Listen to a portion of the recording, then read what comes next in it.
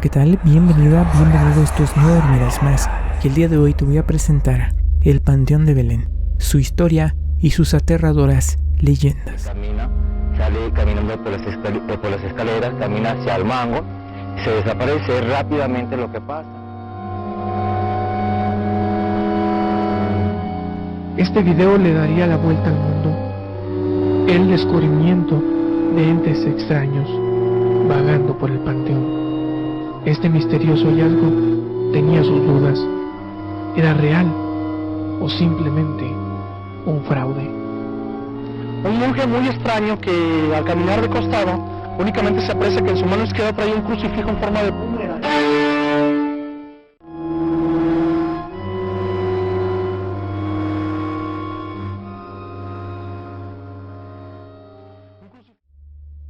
Volver a morir. Corría el año 33 del siglo XIX, cuando la familia Hurtado se vio bendecida con la llegada de una hija, la cual sería primogénita y única. La bautizaron con el nombre de Victoriana y fue educada con todo el amor de sus padres. Como el señor era propietario de varias haciendas, nunca le faltó nada, pues gozaba de enorme fortuna. Pasó el tiempo y fue casada muy joven con un conocido de la familia. Este matrimonio dio fruto a 3 varones con diferencias en edades de 1 año cada uno. Al morir los padres de Victoriana, quedó como heredera universal, lo cual dio un cambio enorme al ambiente familiar. El esposo dejó de trabajar y su única labor fue la de despilfarrar esa gran suma de dinero. Falleció a los 2 años por los excesos, principalmente por el alcohol. Después, sus hijos se convirtieron en auténticas aves de rapiña, queriendo vaciar las arcas de su madre para llenar las suyas. Victoriana, aparte de sufrir la ingratitud de los suyos, tenía una extraña enfermedad, pues en 2 ocasiones pareció que había muerto, pero volvía a respirar y despertaba a las horas. Los hijos, desesperados por la tardanza de la muerte de su madre, hasta planearon asesinarla. Sus ojos llenos de avaricia mostraban inconformidad cuando veían que mejoraba.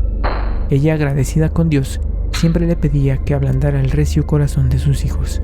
Un día de agosto de 1894, Victoriana Hurtado dio muestras de haber fallecido, aspecto que aprovecharon de inmediato sus hijos y sin velarla la trasladaron al cementerio de Belén.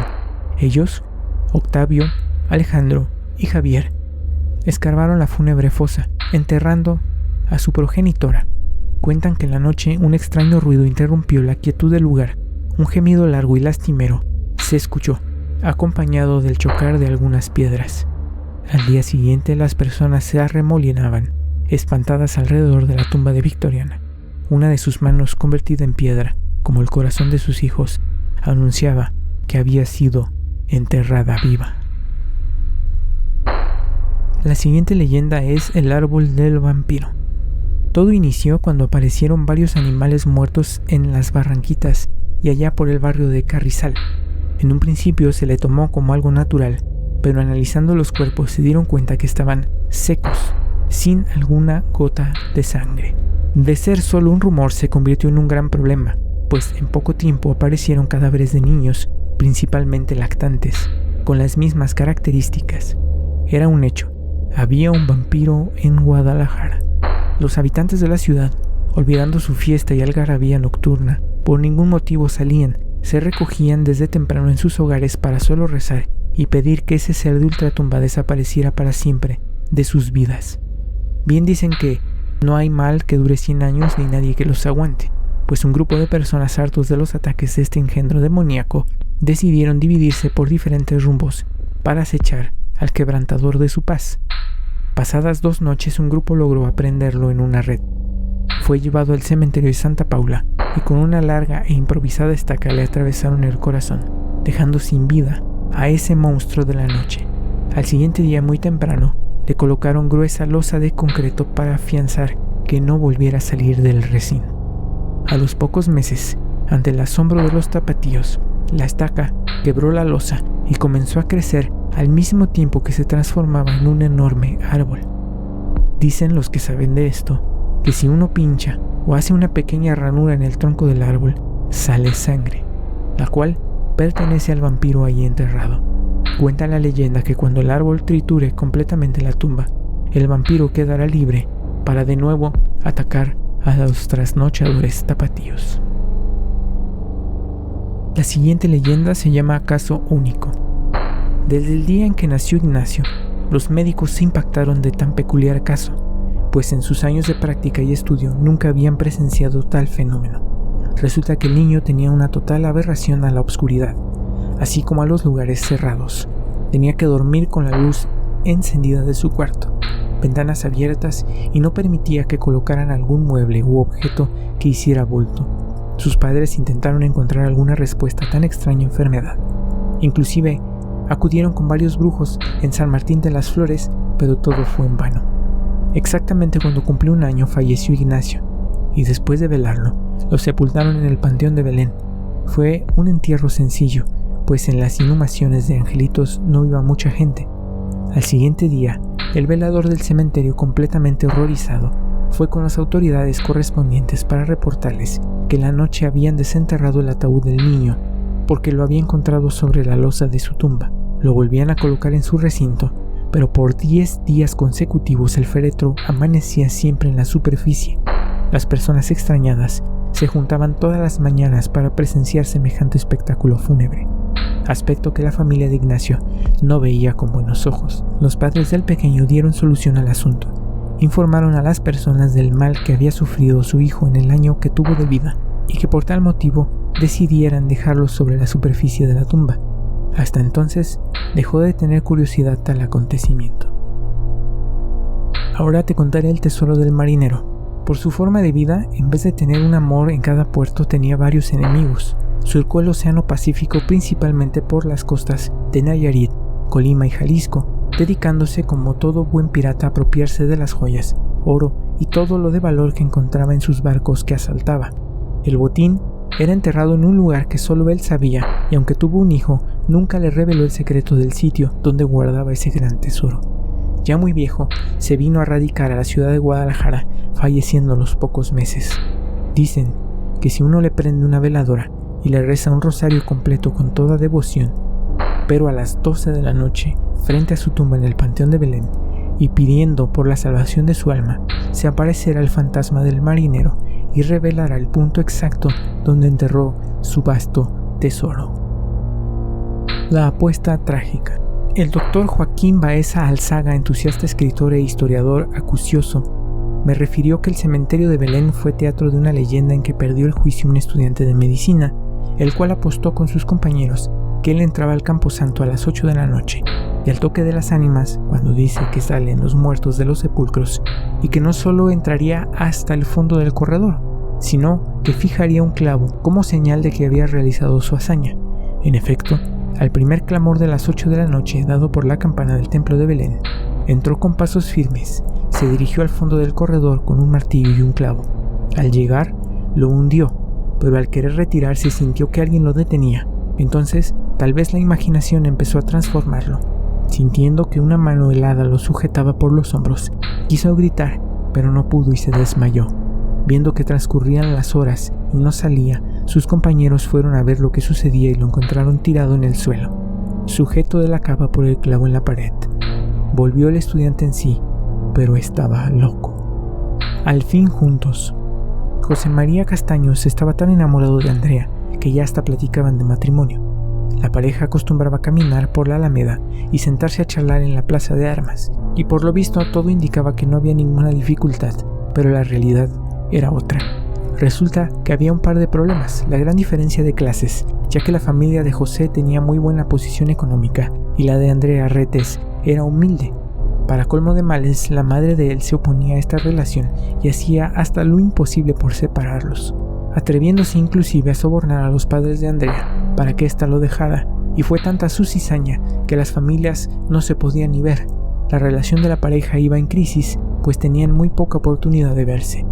Un día, cuando se encontraban en la Alameda, entre lágrimas y sollozos decidieron tomar la puerta falsa, concluyendo que de esa manera estarían juntos en el más allá, debido a que en la tierra no lo lograrían. Antes de que el sol se ocultara en el horizonte, encontraron los dos cuerpos inertes tirados en el jardín Aranzazú. Como la familia de José tenía propiedad en el Panteón de Belén, ahí fueron sepultados. mandaron labrar 2 cruces entrelazadas encima de su tumba como símbolo de esa unión inconclusa, así como una mayor para pedir perdón a Dios por el suicidio que los enamorados habían cometido. Sin embargo, a la madre de José el remordimiento no la dejaba tranquila, porque se reconocía como principal culpable de la muerte de los novios, y ni los rezos, lágrimas ni gritos de dolor le servían para desahogar el malestar que sentía dentro de su corazón. Decidida, tiempo después fue a llevar a la tumba de José y Andrea un lazo nupcial con flores naturales entrelazadas, con la esperanza de que, al dar esa ofrenda, fuera perdonada del mal que había hecho. Muy temprano llegó al cementerio y colocó el vistoso lazo entre las cruces que estaban sobre la tumba, momento en que los pájaros e insectos dejaron de hacer ruido. En ese pequeño lapso de sepulcral silencio, las flores se convirtieron en piedra. Ella comprendió al instante que había sido perdonada por la pareja, pero que quizá no por Dios. Desafortunadamente, en 1996 una rama tumbó y rompió las cruces entrelazadas, pero los pedazos están amontonados a un lado de la tumba, notándose las flores petrificadas. El árbol ahorcado. En una de las salas del hospital civil, lloraba de dolor el jovencito Santiago, a consecuencia de un golpe que se había dado en el corral de su casa. El vientre se le inflamó y le creó un tipo de cáncer. Tenía días sufriendo y ni las caricias de su madre ni la medicina de esa época aminoraban en algo su suplicio. Con solo tocar levemente la zona afectada, él se revolcaba gritando. Los médicos del hospital hacían lo imposible para librar de ese mal al joven, quien derrotado gemía en su cama. Un día de esos, mientras dormía, llegó su madre con una pequeña imagen del santo de su devoción y la colocó en su mano. Al despertar, la arrojó con fuerza al suelo mientras decía: «No creo en Dios, quien presume de amor me haya castigado de esta manera. Lleves esa imagen que no me ayuda para nada. Ojalá que a Dios le dé lo mismo para ver quién lo cura. Hijo, arrepiéntete de lo que dijiste. Ten fe que Él te curará de todos tus males». «No, madre, no me ha ayudado». «Ten fe, Santiago, ten fe. Déjame para morir solo. Yo no creo en su Dios ni en usted, váyase». Esa noche, después de muchos sacrificios, logró levantarse de la cama y salió del hospital. Al día siguiente, en el panteón de Belén, encontraron a Santiago colgado de un árbol con una de las sábanas del nosocomio. Contaban las personas que desde ese día el árbol se secó por completo, como ejemplo de que hay que estar siempre con Dios y no contra Él. Actualmente de este árbol solo queda la parte inferior. El tesoro. Un rico hacendado guardó lingotes de oro en varios ataúdes, los cuales enterró en el panteón de Belén. Después fingió su muerte y la de su esposa. Con anticipación habían elaborado un testamento donde estipulaba que fueran sepultados uno frente al otro, pasillo por medio, y que no colocaran epitafios sobre sus tumbas. Asimismo, que todos los bienes le heredaba a la hermana de su esposa, quien vivía en un poblado cercano a Guadalajara. Cuando hicieron todo lo necesario, los esposos salieron por la noche rumbo a la población donde vivía la cuñada, y ahí radicaron con mucha tranquilidad. Pero, al llegar la revolución, uno de los soldados reconoció el supuesto muerto, quien después de torturarlo confesó del tesoro enterrado. Este, acompañado por su tropa, se dirigió con mucha prisa hacia el panteón de Belén, pero ¿cuál fue su sorpresa al encontrar que todas las tumbas estaban alineadas, unas viendo al sur y otras al norte? Por más que cavaron, no dieron con el propósito de su avaricia. Se dice que para encontrar ese tesoro uno tiene que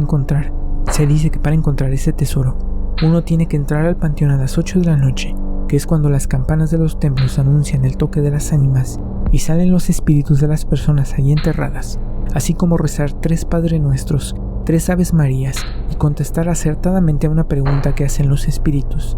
El tesoro sigue ahí, pues quienes lo han intentado han salido corriendo por la impresión.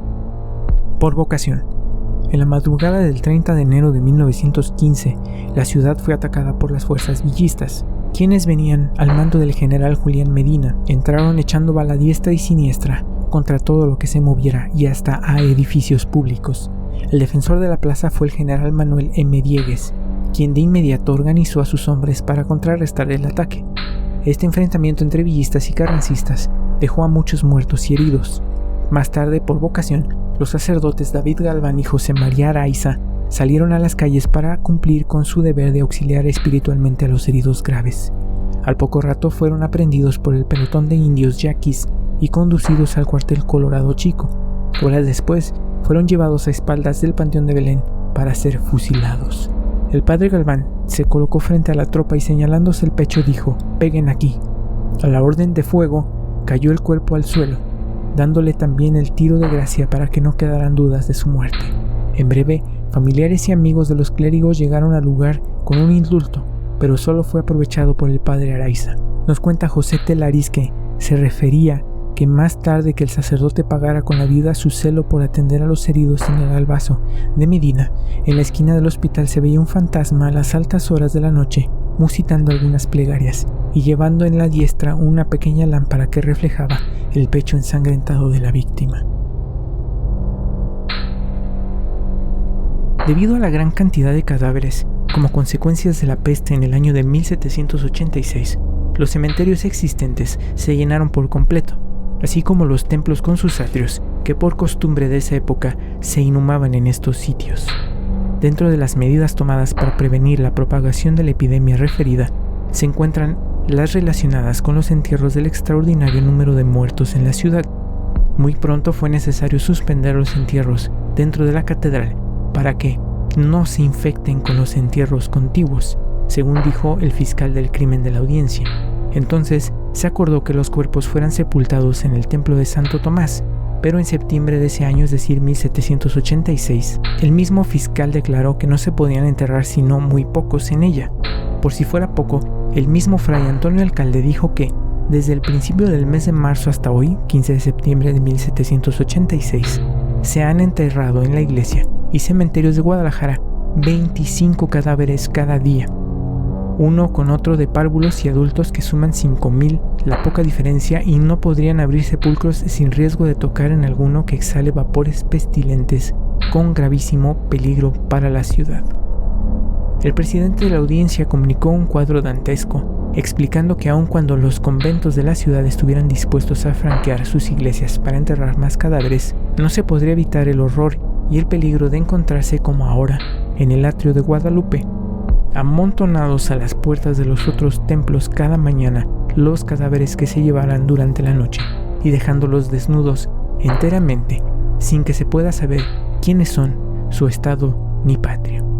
Por todo esto, el presidente de la audiencia, el fiscal, el obispo alcalde y el ayuntamiento de la ciudad acordaron construir otro cementerio bastante capaz a distancia del pueblo y a viento menos frecuente. A pesar de que esta obra quedó proyectada desde septiembre de 1786, no se pudo llevar a cabo por la falta de fondos, pero el obispo alcalde tuvo la excelente idea de que el nuevo hospital se construyera anexo al panteón que se tenía planeado hacer.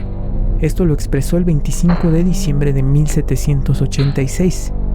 El 18 de enero del año siguiente, mandó que se unieran en un solo expediente el hospital y el camposanto para su ejecución. Después se procedió a la elección del terreno donde se construían ambas obras. Se revisó por parte de toda la ciudad buscando el sitio ideal. Ya con anterioridad, el 20 de septiembre de 1786, el oidor Manuel Silvestre Martínez había presentado un proyecto donde proponía el lugar donde se levantaría el cementerio. También, el 30 de enero de 1787, el señor Guillermo Aguirre presentó otro proyecto con el fin de seleccionar este terreno para el nosocomio y camposanto. Para el cementerio se tomaron en cuenta las inestimables ventajas de una llanura extraordinaria, de una extensión tan grande, y la de hallarse también en una altura y proporción que el paso aseguraba la mayor sanidad del dicho hospital. Con la más completa ventilación de todas las piezas, nunca podrán causar con sus miasmas, vapores o exhalaciones el menor contagio o perjuicio en la ciudad, ni aun a los habitantes del barrio del santuario. No obstante, su inmediación a este, porque quedando como queda principalmente el camposanto fuera de su línea. El 1 de marzo de 1787, la audiencia aprobó el terreno para levantar el hospital y el cementerio. Se dio comienzo a la construcción, abriendo los cimientos del hospital, y ya finalizada la obra, se inauguró el 3 de mayo de 1794. En cuanto a la construcción, al fallecer Fray Antonio Alcalde en 1792, no le tocó ver concluida el conjunto hospitalario, y en lo que respecta al cementerio, no había sido edificado en un plano de 1792, delineado por el capitán del Real Cuerpo de Ingenieros, don Narciso Medina. Aparece el dicho cementerio marcado con el número 46 y apunta que la pared EE de 250 varas sobre la FF de 204 forma un rectángulo de 51.000 varas cuadradas, que es el camposanto. Fue conocido como Patio de los Pobres, ya que aquí se sepultan a los enfermos pobres que morían en el hospital. Se ubicaba en el extremo norte del lado derecho junto a la huerta, es decir, donde actualmente se levanta la torre de especialidades. Fue lo que se usó como cementerio, y el panteón que hoy vemos fue la huerta del Hospital Civil Viejo. El Panteón de Belén funcionó casi medio siglo, ya que fue clausurado oficialmente el 29 de octubre de 1896 y por acuerdo del dictamen de Junta Directa de Consejo Superior de Salubridad se clausuró el 1 de noviembre de ese año, pues la Junta lo consideraba muy saturado de gérmenes peligrosos. Continuaron los entierros, pero exclusivamente para aquellos que tenían propiedad. Hoy solo conocemos el primer patio, ya que el llamado de los pobres se quitó en 1967 al no encontrarse ninguna tumba reconocible, y en su lugar se construyó la unidad deportiva Dr. Luis Vélez, la cual fue removida para darle cabida a la torre de especialidades. Este panteón fue una de las obras más importantes realizadas en el siglo XIX. Esto fue No Dormirás Más, yo soy Alex Ruiz. Si te gustó, por favor ayúdanos a compartir, a darle un like y suscríbete para poderte tener más videos así. Que pases buenas noches y que duermas bien hoy, si puedes.